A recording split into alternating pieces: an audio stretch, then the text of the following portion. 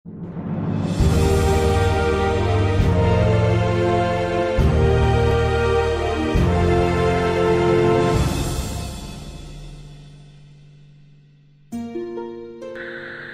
ছাত্রছাত্রীরা, আজ আমরা ক্লাস 9-এর ফিজিক্যাল সায়েন্সের পদার্থ, গঠন ও ধর্ম চ্যাপ্টারটি নিয়ে আলোচনা করব।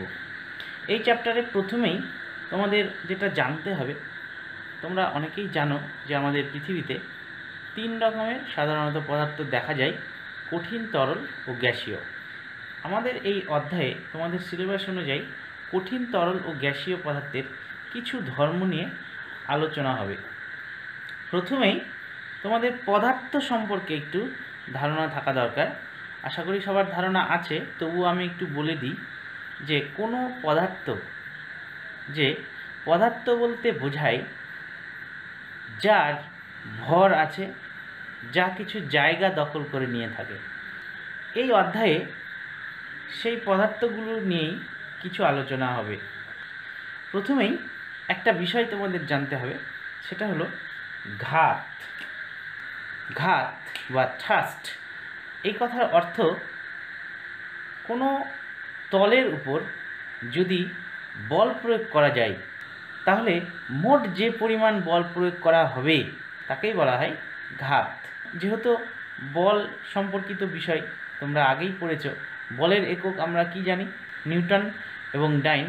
তো ঘাতের এককও কিন্তু নিউটন অথবা ডাইন হবে। যেহেতু কোনো একটা তলের উপর মোট পরিমাণ বলকেই বলা হয় ঘাত, তাই ঘাত বলতে কোনো পরিমাণ বলকে বোঝায় যা কোনো একটা তলে লম্বভাবে ক্রিয়া করে। এবার আসি চাপ বা প্রেসার কথার অর্থ হলো একক ক্ষেত্রফলে প্রযুক্ত ঘাতকেই বলা হয় চাপ। অর্থাৎ ঘাত এবং চাপের ডিফারেন্সটা তোমাদের কিন্তু একটু বুঝতে হবে। ঘাত বলতে কোনো একটা তলের মোট পরিমাণ যে বল, সেটাই কিন্তু ঘাত বলা হয়। আর চাপ বলতে একক ক্ষেত্রফলে যে ঘাত হয়, সেটাই হয় চাপ। ঘাত এবং চাপ এই দুটি বিষয় পরিষ্কারভাবে তোমরা যদি বুঝতে চাও, তাহলে একটা সুন্দর উদাহরণের সাহায্যে তোমাদের এটা বুঝতে হবে। যেমন এই ইটটা চওড়াভাবে এখানে পড়ে আছে, আর এই ইটটা লম্বাভাবে মাটির উপর পড়ে আছে, আর এই চওড়াভাবে মাটির উপর পড়ে আছে। তো এই ইটের ক্ষেত্রে আমি যদি বলি ঘাত কত, তাহলে এই ইট দ্বারা প্রযুক্ত ওজন এক ধরনের যেহেতু বল, তাই এই ইট দ্বারা প্রযুক্ত বল অর্থাৎ এর ওজন, সেটাই হবে ভূমির উপর এই ইট দ্বারা প্রযুক্ত ঘাত। তাহলে সেক্ষেত্রে এর দ্বারা যে ঘাতটা হবে, সেটা হলো ঘাত ইকুয়াল টু ইটের ওজনটাই প্রযুক্ত বল হবে। তাহলে ওজন সমান আমরা আবার জানি যে বস্তুর ভর ইন্টু অভিকর্ষ ত্বরণ।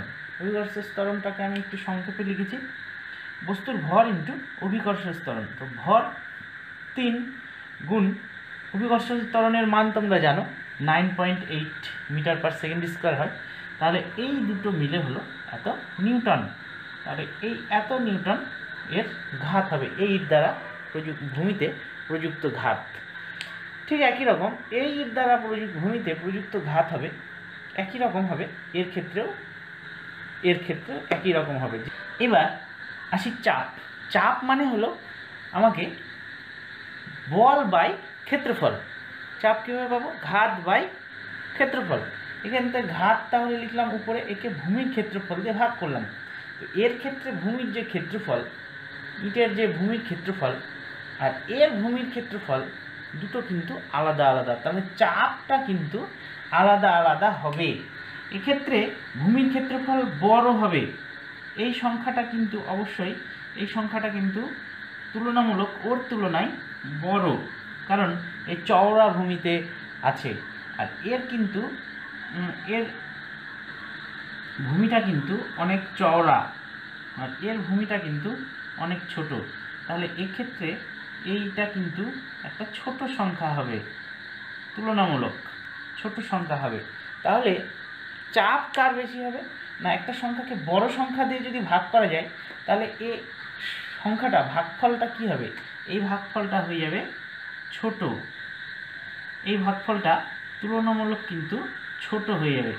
কার তুলনায়? না এর তুলনায়। এটা কিন্তু তুলনামূলক বড় হয়ে যাবে, কারণ ছোট সংখ্যা দিয়ে ভাগ হচ্ছে এটাকে, ওই জন্য এটা বড় হয়ে যাবে।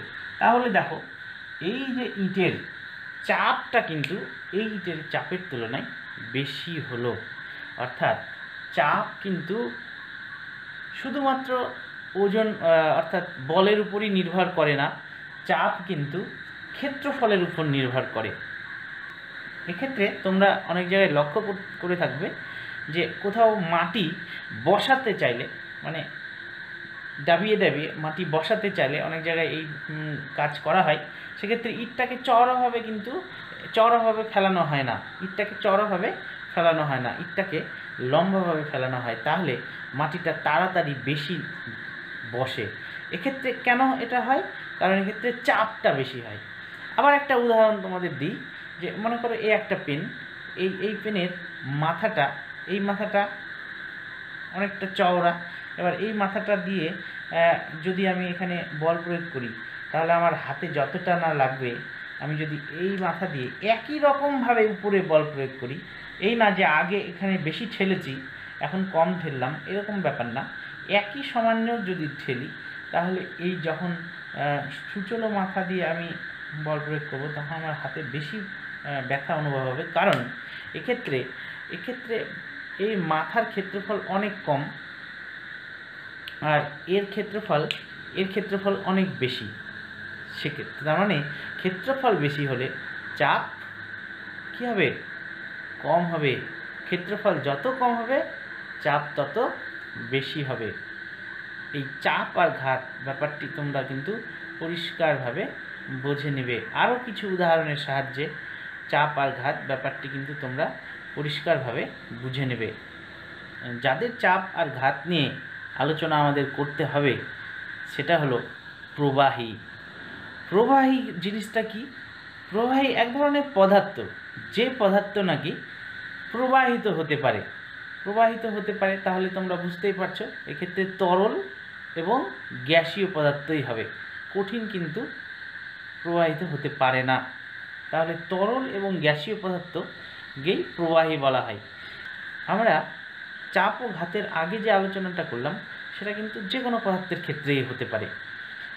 এখন আমরা স্পেশালি প্রবাহীর ক্ষেত্রে চাপ ও ঘাত কিভাবে অন্য পদার্থের থেকে একটু আলাদা সেটা আমরা নির্ণয় করব। প্রথমেই আমি যেটা বলবো সেটা হলো প্রবাহের ক্ষেত্রে চাপ সর্বমুখী হয়। এই ব্যাপারটা কিন্তু খুব গুরুত্বপূর্ণ একটা বিষয়। প্রবাহীর ঘাত এবং কঠিন পদার্থের ঘাতের মধ্যে সামান্য পার্থক্য আছে। সেই পার্থক্যটা তোমাকে এক সুন্দর উদাহরণ দিয়ে আমি বোঝানোর চেষ্টা করছি। এখানে একটা প্রবাহী আছে, কোনো তরল, এখানে কঠিন পদার্থ আছে। তো এক্ষেত্রে আমি যদি নিচের একটা জায়গা কল্পনা করি, এই জায়গার উপর এই কঠিন পদার্থ চাপ দেবে। এক্ষেত্রে এইখানে যদি আমি ঠিক তরল পদার্থ একটা জায়গা কল্পনা করি তাহলে এর উপরে যে তরলটা দাঁড়িয়ে আছে, এই যে এতটুকু তরল, সেটা এর উপর চাপ দেবে। তো এই চাপটা কেন? না এই যে তরল দাঁড়িয়ে আছে তার একটা ওজন আছে, সেই ওজনটা নিচের দিকে একটা ঘাত প্রয়োগ করবে। ঠিক এই ক্ষেত্রেও কঠিন পদার্থগুলো এর নিচের দিকে একটা ঘাত প্রয়োগ করবে, কিন্তু তরলের ক্ষেত্রে এই ঘাতটা হয় সর্বমুখী। তার মানে এক্ষেত্রে চতুর্দিকে চাপ প্রয়োগ করে। চতুর্দিকে চাপ প্রয়োগ বলতে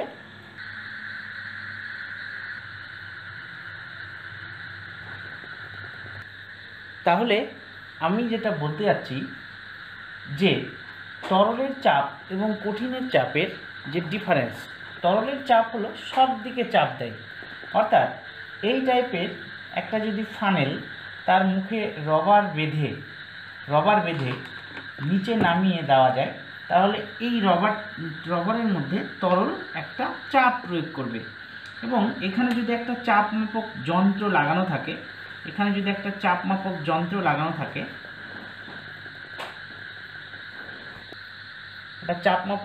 লাগানো থাকে, তাহলে দেখা যাবে যে এক্ষেত্রেও যে চাপ হবে, এক্ষেত্রেও সেই চাপ হবে, এক্ষেত্রেও সেই চাপ হবে, এক্ষেত্রেও সেই চাপ হবে। অর্থাৎ তরল যে এই রাবারের মধ্যে ধাক্কা মারবে, সেই ধাক্কা মারার পরিমাণ কিন্তু এখানেও যা হবে, এইভাবে মুখটা রাখলেও তাই হবে, উপর দিকে করে মুখ রাখলে তাই হবে, নিচের দিকে করে মুখ রাখলেও তাই হবে। কিন্তু এখানে একটা জিনিস লক্ষ্য করো যে এই চাপটার মূল কারণটা কিন্তু এর উপরে যে তরলটা আছে, সেই তরলের যে ওজন, সেই ওজনের জন্যই কিন্তু এই চাপটার মূল কারণ। কিন্তু সেটা মূল কারণ হলেও সেই যে বল, সেটা কিন্তু শুধু নিচের দিকে অর্থাৎ এইটাতেই কাজ করবে না, এটাতেও কাজ করবে, উপরের দিকেও কাজ করবে এবং সাইডেও কাজ করবে। মানে যে কোনো দিকে কিন্তু এই বলগুলো অর্থাৎ এই ঘাত কাজ করবে। যদি এক্ষেত্রে কঠিন পদার্থ হতো, এই পদার্থের মধ্যে যদি আমি এই ফানেলগুলো নিয়ে যেতাম, তাহলে এটা একটা বড় বড় মনে করো ঢেল বা অন্য কিছু, তাহলে অবশ্যই যেটা এইভাবে ফানেলটা থাকতো, সেই ফানেলের মধ্যেই চাপটা প্রয়োগ করতো। যে ফানেলটা এইভাবে থাকতো, সেই ফানেলের মধ্যে কিন্তু অবশ্যই তোমরা বুঝতেই পারছো যে এইভাবে চাপ দিত না, বা এইভাবে যদি থাকতো সেটাতেও চাপটা সেরকম হতো না, যতটা না এরকম হয়, এরকম ফানেলে হতো। কিন্তু এই ক্ষেত্রে তরলের ক্ষেত্রে প্রত্যেকটা পজিশানে, এখানে দেখো এইটা হলো এই লেভেল, তরলের একটা গভীরতার লেভেল, এই গভীরতায় ফানেলের মুখ যেদিকে ইচ্ছা থাক, এইভাবে থাক, এইভাবে থাক, এইভাবে থাক, এইভাবে থাক, প্রত্যেকটা ক্ষেত্রেই এই রাবারের মধ্যে তরলটা সমান চাপ দিবে। এই চতুর্মুখী তরলের বা প্রবাহের যে চাপ, এটা কিন্তু খুব গুরুত্বপূর্ণ বিষয়। এটা কঠিনের ক্ষেত্রে হতো না। কঠিনের ক্ষেত্রে যদি হয় তাহলে সবসময় এইভাবে থাকতে হবে ফানেলটাকে, তবেই কঠিন তার ওজনের জন্যে নিচের দিকে, কারণ কঠিন ওজনের জন্যে সবসময় নিচের দিকেই চাপ দেয়, কিন্তু তরল ওজনের জন্যেই চাপ দেয় যদিও, কিন্তু সেই চাপটা চতুর্মুখী হয়। এটা একটা খুব গুরুত্বপূর্ণ বিষয়, তোমাদের এই বিষয়টা কিন্তু পরিষ্কারভাবে তোমাদের বুঝতে হবে। এবার আমরা আলোচনা করব প্রবাহীর মধ্যে কোনো একটা বিন্দুতে চাপ নির্ণয় কিভাবে করা যায়। তাহলে এটা খুবই সিম্পল ব্যাপার, কঠিনভাবে কখনোই ব্যাপারগুলোকে নেবে না, খুব সোজাভাবে নাও যে এই একটা জায়গা, একটা তল, এই তলের মধ্যে আমি চাপ নির্ণয় করব। এই তলের ক্ষেত্রফল আমি ধরে নিলাম, এই তলের ক্ষেত্রফল ধরে নিলাম এ, তাহলে এবং এর উচ্চতা ধরে নিলাম, মানে জল তল থেকে এই তলের যে উচ্চতা সেটা ধরে নিলাম এইচ। তাহলে এরকম একটা সিলিন্ডার বা চোঙ বা পাইপ ভাবতে পারো, এরকম আমি একটা এঁকে নিলাম। তার মানে এর মধ্যে যে বল প্রয়োগ হবে, সেই বলটা টোটাল ঘাত যে প্রয়োগ হবে, সেটা এই সিলিন্ডারের মধ্যে যে তরল তার ওজনের সমান হবে। খুবই সিম্পল ব্যাপার। কিন্তু কোনো একটা জায়গায় আমি যদি টোটাল বল কতটা প্রয়োগ করেছে সেটা নির্ণয় করতে চাই, তাহলে সেই জায়গার উপর যে তরলটা আছে তার ওজনটা আমি বের করব, সেটাই তো নিচের দিকে চাপ দেবে। ইটের ক্ষেত্রে যেমন আমি তোমাকে বোঝালাম, তাহলে এর ওজন কত হবে? তাহলে আমি ডাইরেক্ট চাপ বের করি। তাহলে চাপ সমান আমরা জানি টোটাল বল বাই নিচের ক্ষেত্রফল। তাহলে এখানে হবে বল বা ঘাত লিখতে পারো, সম্পূর্ণ ঘাত বাই ক্ষেত্রফল। এবার ঘাতটা কার জন্য হচ্ছে? এই চোঙের মধ্যে যে তরল আছে সেই তরলের ওজনের জন্যই তো ঘাতটা হচ্ছে। তাহলে আমি লিখতে পারি যে চোঙের মধ্যে অবস্থিত তরলের ওজন বাই ক্ষেত্রফল। খুব সিম্পল, অঙ্কের মতো, দেখো খুব সুন্দর। এবার চোঙের মধ্যে তরলের ওজন, ওজন সমান আমরা কি জানি? ওজন সমান আমরা জানি ভর ইন্টু অভিকর্ষ ত্বরণ, ভর গুণ অভিকর্ষ ত্বরণ, আমি সংক্ষেপে লিখছি অভিকর্ষ ত্বরণ, বাই ক্ষেত্রফল। ভর মানে আবার আমরা জানি আয়তন আর ঘনত্ব গুণ করলে কি হয়? ভর হয়। মাস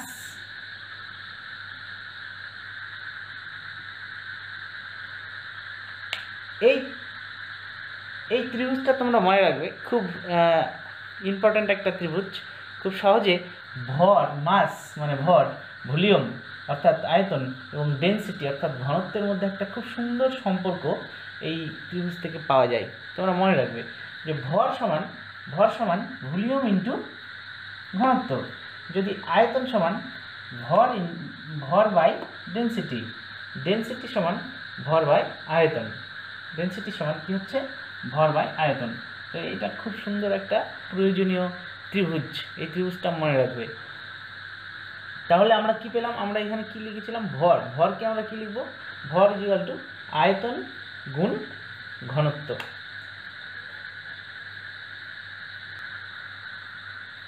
তাহলে ভরের বদলে আয়তন গুণ ঘনত্ব লিখলাম।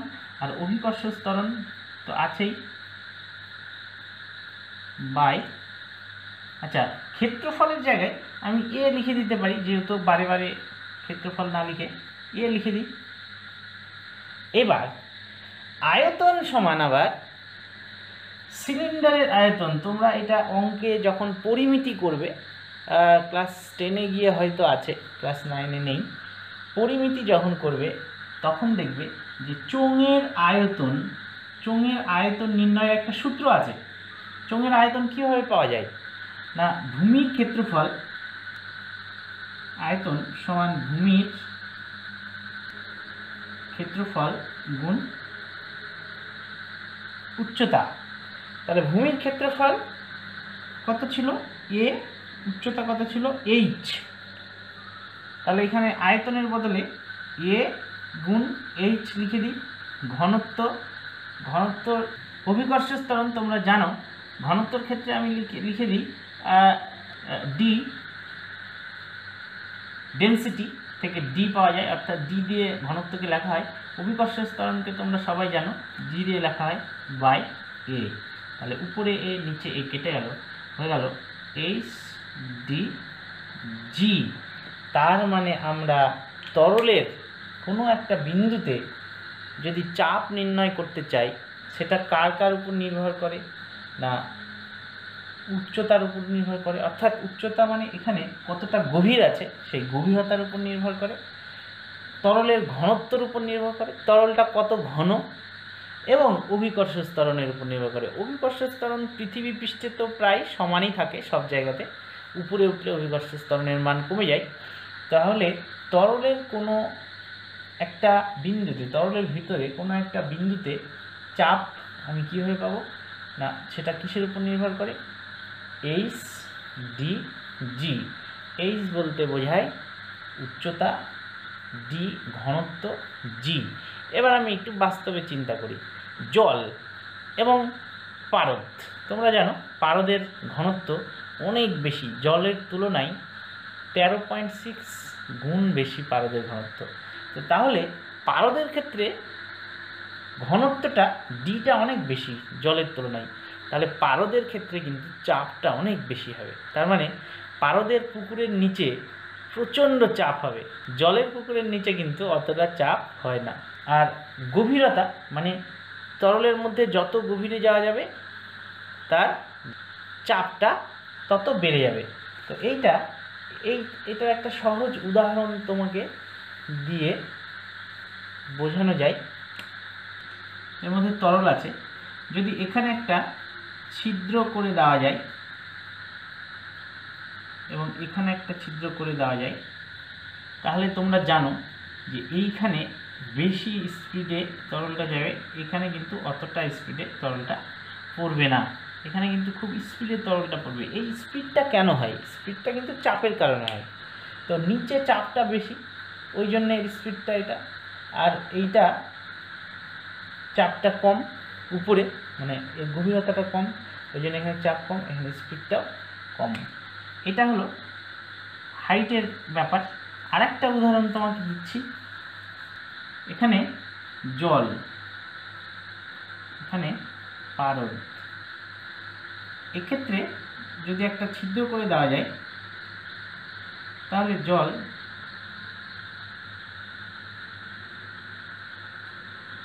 এরকম যদি পড়ে, এক্ষেত্রে পারদের ক্ষেত্রে যদি ছিদ্র করে দেওয়া যায়, তাহলে কিন্তু সেটা অনেক দূরে গিয়ে পড়বে, অনেক দূরে গিয়ে পড়বে, কারণ পারদ জলের তুলনায় অনেক বেশি ভারী। তাহলে পারদের ক্ষেত্রে অনেক দূরে, জলের ক্ষেত্রে অনেক কাছে। এক্ষেত্রে তার মানে কি বুঝতে পারলে? এটা কার উপর নির্ভর করলো? চাপটা, না এটা ঘনত্বের উপর নির্ভর করলো। এবার আসি জি। পৃথিবী পৃষ্ঠে জি এর মান সব জায়গাতেই সমান, 9.8 মিটার পার সেকেন্ড স্কোয়ার, তোমরা জানো। তো এক্ষেত্রে জি এর মান প্রভাবিত করে না। এবার পৃথিবীর বাইরে যদি একটা তরল নিয়ে যাওয়া যায় কোনো পাত্রে করে, সেক্ষেত্রে কিন্তু কোনো চাপ থাকবে না, কারণ সেখানে জি এর মান 0। পৃথিবী পৃষ্ঠের অনেক উপরে যদি নিয়ে যাওয়া যায় পাহাড়ে, পাহাড়ে কিন্তু তরলের চাপটা অনেকটাই কম হয়। এক্ষেত্রে আরেকটা উদাহরণ দিয়ে তোমাদের পরিষ্কার বুঝিয়ে দিই। এটা পৃথিবী পৃষ্ঠ, এটা পাহাড়। এক্ষেত্রে একটা পাত্র, একটা জলের পাত্র নিয়ে যদি এখানে ছিদ্র করে দেওয়া যায়, তাহলে এরকম স্পিডে যদি পড়ে জলটা, পাহাড়ের উপরে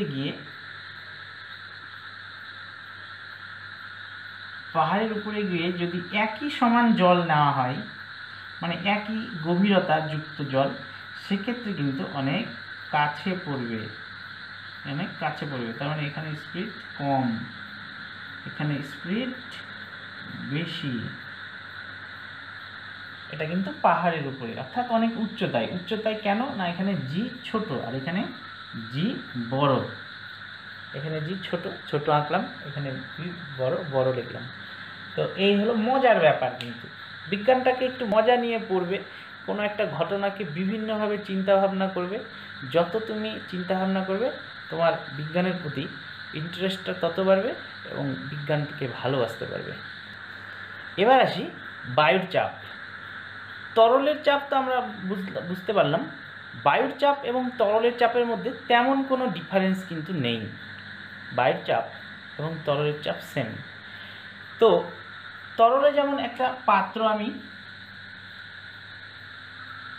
জল নিয়ে, জলের ভিতরে যে কোনো হিসাব কিতাব আমার জলের ভিতরে হলো। বায়ুর ক্ষেত্রে মজার ব্যাপার, বায়ুর মধ্যে তো আমরা অলরেডি আছি, তাহলে যেটা হিসাব হচ্ছে সমস্ত কিছু বায়ুর ভিতরেই হচ্ছে। তার মানে এই পৃথিবীর উপরে এতটা বায়ু আছে, এটা পৃথিবী, এই লেয়ারটা বায়ুর লেয়ার মনে করো। তাহলে আমরা যদি এখানে থাকি, তাহলে আমরা নিজেরা, এমনকি সমস্ত বস্তু কিন্তু বায়ু সমুদ্রেই আছি।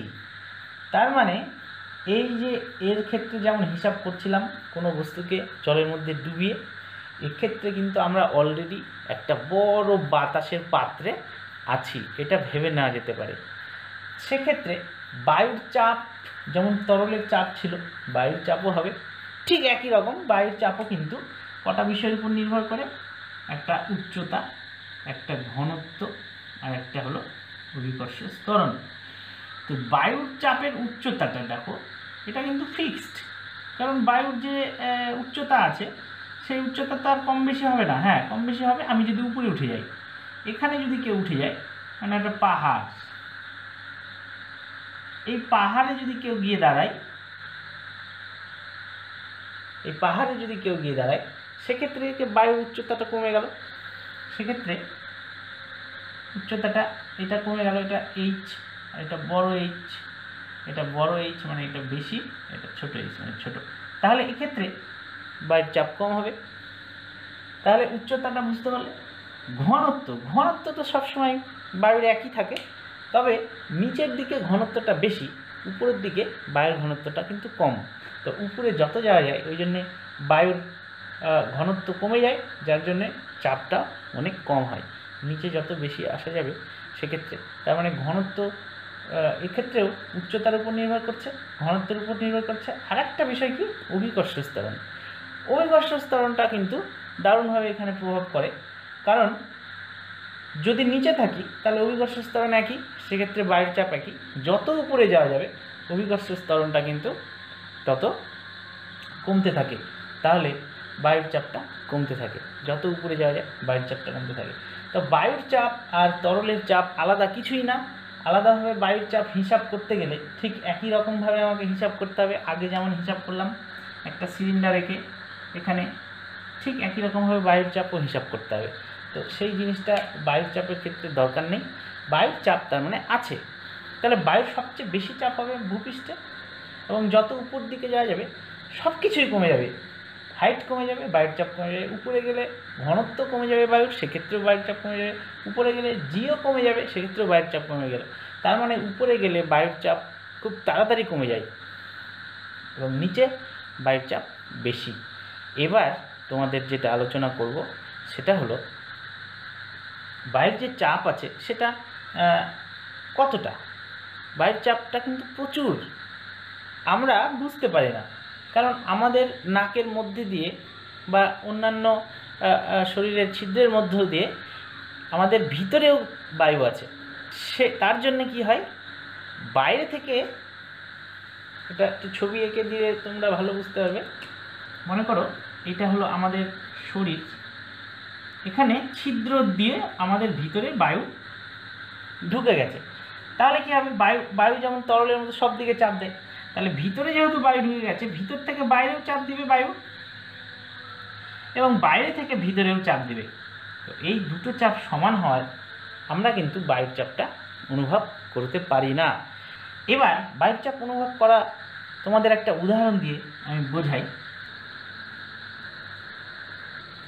এরকম দুটো যদি জয়েন্ট করে দিই, মুখটা এমনভাবে খাপ খাবে যে ভিতর থেকে বাতাস বেরাতে বা ঢুকতে পারবে না। এবার জয়েন্ট করে দিয়ে টান দিলে কিন্তু খুব সহজেই খুলে যাবে, কারণ ভিতরেও বায়ু আছে, বাইরেও বায়ু আছে। এইবার যদি এটাকে জয়েন্ট করে দিয়ে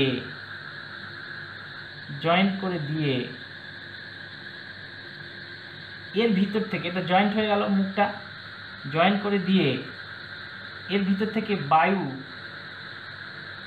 কোনোভাবে বের করে নেওয়া যায়, তাহলে কিন্তু যতই জোরে টানো এটা কিন্তু খুলবে না। কেন খুলবে না? কারণ চতুর্দিক থেকে বায়ু তখন চাপ দিচ্ছে। আগে ভিতরেও বায়ু ছিল, সেটা বাইরে চাপ দিত।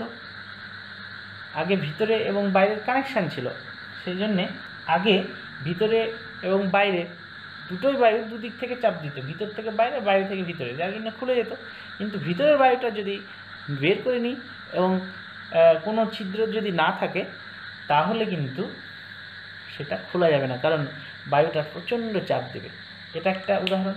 আর সবচেয়ে ভালো যেটা উদাহরণ বায়ুর চাপের ক্ষেত্রে, সেটা তোমাদের সাথে আলোচনা করছি। মনে করো এখানে একটু জল আছে এবং এরকম একটা নল, এক মুখ খোলা কাঁচের নল। এবার কি করলাম, এটা অনেক লম্বা একটা নল, অনেক লম্বা,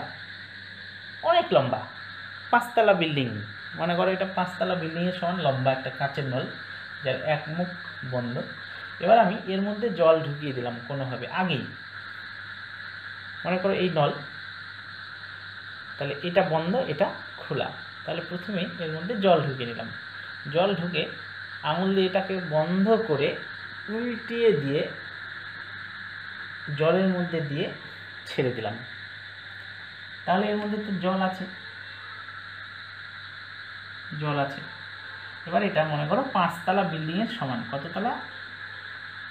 5তলা বিল্ডিং। 1 2 3 4 5 5তলা বিল্ডিং। তাহলে এই জলটা এখানেই দাঁড়িয়ে থাকবে না নিচে নেমে যাবে? আর যদি নিচে নামে সম্পূর্ণ নামবে না কিছুটা নামবে? এইটা কিন্তু উত্তরটা তোমাদের দিতে হবে। একটু চিন্তা করো। এইটা একটা মজার ব্যাপার যে জলটা কিন্তু সম্পূর্ণটা যদি ছোট কাঁচনাল হয় তাহলে সম্পূর্ণটা দাঁড়িয়ে থাকবে, কিন্তু অনেক লম্বা কাঁচনাল হলে দাঁড়িয়ে থাকবে কি? ছোট কাঁচনাল হলে দাঁড়িয়ে থাকবে, অনেক লম্বা কাঁচনাল হলে কিন্তু সম্পূর্ণটা দাঁড়িয়ে থাকবে না। মানে এটা 10.3 মিটার পর্যন্ত দাঁড়িয়ে থাকবে। তার থেকে বেশি যদি হয় তাহলে চলে আসবে। তার মানে 10.3 মিটার, একতলা হয় 3 মিটারের সমান, তাহলে একতলা, দুতলা, 3 তলা, মানে এই পর্যন্ত জল কিন্তু নেমে চলে আসবে। 3 তলা, মোটামুটি 3 তলা, মানে 10.3 মিটার পর্যন্ত জল দাঁড়িয়ে থাকবে, আর বাদ বাকি জল নিচে চলে আসবে। তাহলে এখানে কি থাকবে? এখানে কিছু থাকবে না, ফাঁকা।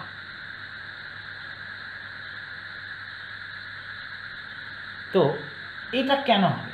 এটা কেন হচ্ছে? এটার কারণ হলো বাতাসের চাপ। বাতাস এর মধ্যে চাপ দিচ্ছে, সেই চাপ গিয়ে এর মধ্যে কিন্তু সেই চাপটা এর মধ্যেই প্রভাবিত করছে, যার জন্য এর জলটা নিচে নামতে পারছে না। এর জলটা নিচে নামতে পারছে না, এরকমই থাকছে, উপরেই থাকছে। তো এই হলো তোমাদের বায়ুর চাপ। এবার এটা জলের না হয়ে যদি পারদের হয়, এটা যদি জলের না হয়ে পারদের হয় তাহলে কি হবে?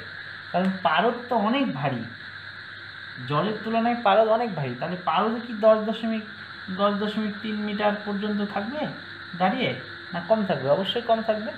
তাহলে পারদ থাকবে, এটা জল, আর যদি পারদ হয়, পারদ কিন্তু অনেক ছোট হবে। পারদ সেক্ষেত্রে হবে 1 মিটারেরও কম, 76 সেমি। এর থেকে যেহেতু এ 13.6 গুণ ভারী, তো এই সংখ্যাটাকে 13.6 দিয়ে ভাগ করলে এটাই হয়, 76 সেমি হয়। 76 সেন্টিমিটার অবধি পারদ কিন্তু দাঁড়িয়ে থাকবে। এটা 76 এই পর্যন্ত দাঁড়িয়ে থাকতে পারবে। তো এটা কেন হচ্ছে? না, এটা বায়ুর চাপের জন্য হচ্ছে। কিন্তু এটা হলো বায়ুর চাপ বোঝার একটা সুন্দর উদাহরণ। এবার তোমাদের আসি ব্যারোমিটার। ব্যারোমিটার কিন্তু কিছুই না, ব্যারোমিটার হলো এই জিনিসটা। তবে সেটাকে একটু সুন্দর করে শক্তপোক্ত করে বিভিন্ন স্ট্যান্ড ফ্যান্ডের সঙ্গে দাঁড় করানো থাকে এই জিনিসগুলো, এবং সেটা একটু আলাদা ডিজাইন থাকে, একটা স্ট্রাকচার থাকে। তো সেটা হলো ব্যারোমিটার। কিন্তু মূল ব্যাপার হলো ব্যারোমিটার এইটাই। ব্যারোমিটার দিয়ে কী করা হয়? ব্যারোমিটার দিয়ে বায়ুর চাপ মাপা হয়। তো এটা দিয়ে বায়ুর চাপ মাপা যাবে। আমার কাছে ব্যারোমিটার না থেকে যদি এরকম একটা পাত্র থাকে আর পারদ থাকে, এরকম একটা নল থাকে, সেটাই আমি ব্যারোমিটার হিসেবে ব্যবহার করতে পারবো, কোনো ব্যাপার না। তো এইটা ব্যারোমিটার, তাহলে এরকম একটা পারদ ভর্তি নল থাকে, তো সেইখানে যদি এটা নিচে নেমে যায় তার মানে বায়ুর চাপ কম, যদি উপরে উঠে যায় তার মানে বায়ুর চাপ বেশি। তার মানে ব্যারোমিটার দিয়ে আমরা কী করি? বায়ুর চাপ মাপি। এবার ব্যারোমিটারের চাপ যদি কোথাও হট করে নেমে যায় তার মানে বায়ুর চাপ কমে গেল, তার মানে কি? সেখানে বায়ুর ঘনত্বটা কমে গেছে। কারণ বায়ুর চাপ নির্ভর করে কিসের উপর? হাইট, ডি ঘনত্ব, আর একটা জি। জি এর মান তো কখনো কমবে না, কোনো একটা স্থানে জি এর মান ফিক্সড, উপরে গেলে কমবে, একটা নির্দিষ্ট জায়গায় জি এর মান তো কম বেশি হবে না। এইচ এর মান তো কম বেশি হবে না। এই তো না যে পৃথিবীর উপর থেকে কোথাও বায়ু কমে গেল, মানে হাইটটা কমে গেল পৃথিবীর উপরের বায়ুর, সেটা তো হবে না। তাহলে এটা কিন্তু ফিক্সড, এটা কিন্তু ফিক্সড। তাহলে বাকি থাকলো ডিটা কিন্তু কম বেশি হয়, মানে বায়ুর ঘনত্বটা কম বেশি হয়। কারণ বায়ু যখন গরম হয়ে যায় তখন হালকা হয়ে যায়, তার মানে ঘনত্ব কম হয়ে যায়। বায়ু যখন ভারী হয়, ঠান্ডা, তখন ঘনত্ব বেশি। তাহলে ব্যারোমিটারে কখনো যদি হঠাৎ করে নিচে নেমে যায় পারদ, তার মানে সেই জায়গাটায় বায়ু গরম হয়ে গেছে, তার মানে সেই জায়গার বায়ুটা অন্য জায়গায় চলে গেছে, যাবে গরম হয়ে উপরে চলে যাবে, আশেপাশের বায়ুটা সেখানে ছুটে আসবে, তাহলে সেখানে ঝড় হওয়ার সম্ভাবনা। তো এইভাবে ব্যারোমিটারের সাহায্যে আবহাওয়ার পূর্বাভাস কিন্তু আগে থেকে বোঝা যায়। এই ব্যাপারগুলো তোমাদের বইয়ে আছে, তোমরা পড়লেই বুঝতে পারবে, খুব মজাদার জিনিস। বিজ্ঞানটাকে আবার বলছি, বিজ্ঞানটাকে মজা হিসাবে নাও, দেখবে যে খুব ভালো লাগবে পড়তে। যেমন দেখো এই ব্যাপারগুলো মজা লাগলো কিনা বলো? তাহলে এইভাবে তোমরা যদি পড়াশোনা করো বিজ্ঞানটা, তাহলে তোমাদের বিজ্ঞানটা কখনোই কঠিন বলে কিছু মনে হবে না। এবার আসি সাইফন নল। সাইফন নলটা খুবই সিম্পল একটা বিষয়। সাইফন নল হলো, তোমরা এর আগে অনেক ব্যবহার করেছো। এখানে মনে করো জল আছে, এই পাত্রটাকে কাট না করে কিভাবে নিয়ে আসা যায়, মানে একটা পাইপ ঢুকিয়ে দিতে হবে। পাইপটাকে আগে জল ভর্তি করে নিতে হবে, পাইপটাকে আগে জল ভর্তি করে নিয়ে এই মুখটা চিপে ধরে আস্তে করে নিচে নামিয়ে দিলে এই জলের লেয়ারটা যখনই তৈরি হয়ে যাবে তখন ছেড়ে দিলে অটোমেটিক ওখান থেকে জলগুলো সব নিচে চলে আসবে। এই সাইফন নল, এটা তোমরা জানো। এটাকেই সাইফন নল বলা হয়। এটা যে কোনো নল হতে পারে, হ্যাঁ, লোহার, টিনের, প্লাস্টিকের, যেরকম নল ইচ্ছা হতে পারে, যে কোনো নলকে আমরা সাইফন নল বলবো। কিন্তু এইভাবে যখন ব্যবহার করব কোনো নলকে, তখন সেই নলকে আমরা সাইফন নল বলবো। এবার সাইফন নলের কার্যনীতি, সাইফন নল কীভাবে কাজ করে, এটা একটু অঙ্কের মতন ব্যাপার আছে, সেটা তোমাকে একটু বুঝতে হবে।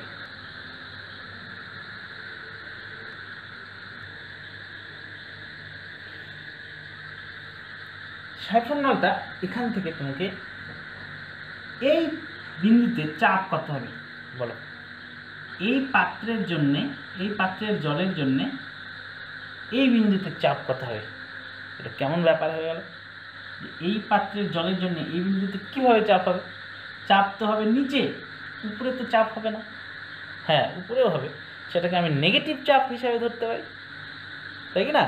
তাহলে এই জায়গাটার চাপ হবে, এই যে এর উচ্চতা, নিচে নিচে হলে চাপ হলো এইচ ডিজি, সেটা উপরে একটা বিন্দুতে আছে, তাহলে এই চাপ কত হবে? -H1 DG. খুব সিম্পল, কিন্তু তোমরা হয়তো মাথায় তোমাদের খেলবেই না যে এইখানে এই জলের জন্য, এই পাত্রের জলের জন্য এখানে চাপ কিভাবে হয়।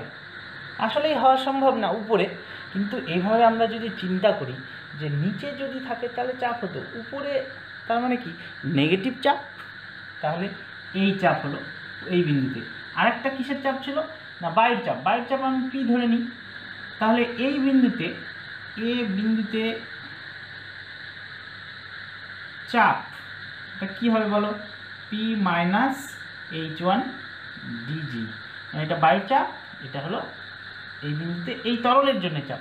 এবার আসি এখানে, এক্ষেত্রেও ঠিক একই রকম। কী হবে? বি বিন্দুতে চাপ P-H2 ডিজি, এটা H2 ধরে নিলাম, এইখান থেকে H2